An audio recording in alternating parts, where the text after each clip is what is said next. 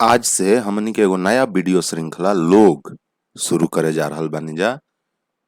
एकर हर कड़ी हर मंगलवार के रउआ सामने प्रस्तुत हुई। ए श्रृंखला में हमनी के समाज के अलग अलग क्षेत्र में काम करे वाला लोग के रउआ सामने प्रस्तुत कइल जी। तो आज श्रृंखला के पहला कड़ी में हमनी के बात कइल जी सुधा भारद्वाज के बारे में।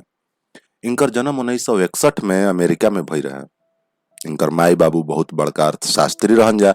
इनकर बचपन के कुछ हिस्सा कैम्ब्रिज जौन की अमेरिका में एगो बहुत विश्वविख्यात विश्वविद्यालय ह ओहिजा बीतल।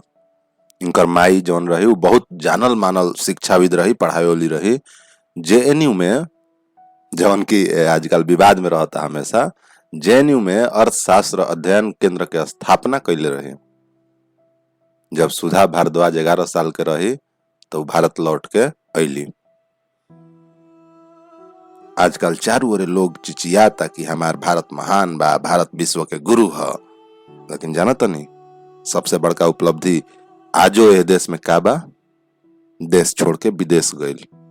जेकर लइका लइकी विदेश चल जाला ओकर माई बाबू छाती ठोक ठोक के कहेला कि हमार औलाद विदेश रहेला, अमेरिका रहेला, जर्मनी रहेला। ऐसन समय में सुधा जब 18 साल के रही तो अमेरिका ओइजा के सब सुख मौज मस्ती छोड़ देली भारत में रहे खातिर। एजा के आदमी गरीब मजदूर के काम आवे खातिर वो 18 साल के उम्र में अमेरिका के नागरिकता छोड़ के भारत के नागरिकता ग्रहण कैली। 1979 में 18 साल के उम्र में वो आईआईटी कानपुर में 5 साल गणित के पढ़ाई पढ़ले। आईआईटी कानपुर एक ओरे तो देहात से घेराइल बा, दूसरा ओरे उद्योग आ कारखाना वाला कानपुर शहर से। यहाँ सबसे पहले जात पात ऊंच नीच के मरम देखली आ समझली। जात पात आ अलग अलग वर्ग के बीच के संघर्ष देखली। एकरा अलावे उ घोर लैंगिक भेदभाव लड़की या मेहरानू होखला के चलते जौन ओहन लोग से भेदभाव होला ओकरे के लैंगिक भेदभाव कहल जाला, लिंग के आधार पर भेदभाव। तो एकरा अलावे उ घोर लैंगिक भेदभाव के अनुभव कैली। ओहिजे उ पड़ोस के लइकन लइकिन के पढ़ावे शुरू कैली। लेकिन उनकर विचार पक्का भइल 1984 में, जब भोपाल में गैस लीक भई रहे। ओना में हजारों हजार आदमी मरल रहन। ए समय उ आईआईटी कानपुर के पढ़ाई पूरा कैला के बाद दिल्ली जाके कौनो स्कूल में पढ़ावे लगली। 1986 में उ छत्तीसगढ़ जाए के तय कैली। छत्तीसगढ़ पूरा दुनिया के जंगल आ खनिज संपदा से भरपूर क्षेत्र में से एगो ह। एही से ओइजा बहुत सारा खनन उद्योग बसल बड़ सन। 1965 से इंदिरा गांधी के आपातकाल तक वहां मजदूर वर्ग द्वारा बड़ी संघर्ष भइल। 80 के दशक में शंकर गुहा नियोगी के लीडरी में छत्तीसगढ़ खनन श्रमिक संघ जौना के CMSS कहल जाला से सुधा जुड़ गईली। इ संगठन मजदूर लोगन के हक हुकूक खातिर शांतिपूर्वक संघर्ष करे वाला अहिंसक संगठन रहे, जे हिंसा में विश्वास ना करत रहे। इ संगठन CMSS फैल के छत्तीसगढ़ मुक्ति मोर्चा CMM हो गईल। इ खाली मजदूर लोग खातिर काम ना करत रहे, बल्कि स्कूल अस्पताल भी खोले के काम में लागल रहे। ये स्कूल अस्पताल सब लोकल मजदूर लोग संभालत रहे। पेड़ पौधा लगावे के काम से जुड़ली, वन क्षेत्र के बढ़ावे के काम से जुड़ली, मजदूर लोग के बचत करे खातिर कि अपन बचाव जाए ओ करे खातिर प्रोत्साहित कैली। मजदूर लोग के संस्कृति से जुड़ली, मेहरानू के अधिकार खातिर लड़ली, दारूबंदी खातिर संघर्ष कैली। एह तरह वो खुद के संगठन में अपने के ट्रेनिंग देहली। 80 के दशक बीतत CMM हजारों हजार मजदूर लोग के संगठन बन गईल रहे। सितंबर 1991 में शंकर गुहा नियोगी के हत्या कर देहल गईल। एकरा बाद संगठन बहुत सारा हिस्सा में टूट गईल, लेकिन तबो जनतांत्रिक आंदोलन जवन रहे उ चलत रहे। इस सब में सुधा के रोल बहुत अहम रहे।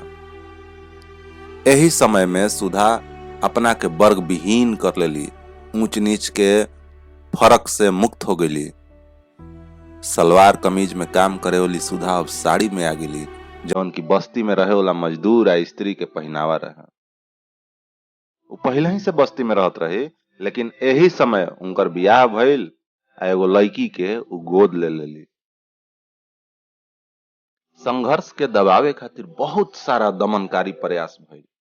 1992 में एगो पुलिस फायरिंग भई रहे जौना में 17 गो मजदूर के मौत हो गई रहे।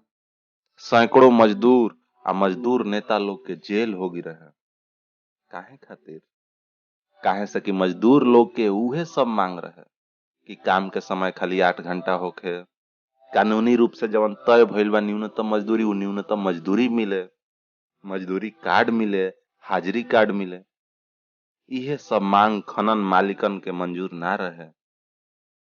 पुलिस जेल के चक्कर में अब जवन लड़ाई रहे मजदूरन खातिर उ बहुत कानूनी हो गई रहे। एकरा चलते सुधा अब कानून के पढ़ाई पढ़े शुरू कैली। 1997 में पढ़ाई शुरू करके 2000 में उ वकील बन गई। उ मुख्यतः संगठन के केस लड़त रही। एकरा अलावे उ भूमि अधिग्रहण के केस, भूमि अधिग्रहण जबरदस्ती जमीन कब्जिया लेवेला सरकार चाहे कंपनी, ओकरा के भूमि अधिग्रहण कहल जाला। तो भूमि अधिग्रहण के केस, जंगल के संपदा पर सामुदायिक जवन हक होला, जवन जंगल में समुदाय रहेला ओकर जवन हक होला, आदिवासी के अधिकार, पर्यावरण के मुद्दा पर, पुलिस अत्याचार के मुद्दा पर कानूनी लड़ाई लड़ली। खासकर आदिवासी छत्तीसगढ़ में, जंगली छत्तीसगढ़ में। जब वो कानूनी लड़ाई में ज्यादा व्यस्त हो गई तब वो बस्ती छोड़ के शहर बिलासपुर में रहे लगली। ओहिजे हाई कोर्ट बैठत रहे से तनी आराम पड़त होके। ओहिजा उ वकीलन के एगो छोट समूह जौना के नाम जनहित रहे ओकरा के बनवली। उनकर छोटी गो आवास रहे, उहे आवास समूह के ऑफिस के रूप में काम करत रहे। जनहित मुख्यतः गांव के लोग के मुद्दा, लोगन के संगठन के मुद्दा, एनजीओ के मुद्दा के साथ काम कर। सुधा आजो सीएमएम के हिस्सा वाली। 2017 में सुधा अवकाश लेके दिल्ली आ गई ताकि अपन बेटी के अधिक समय दे पावस।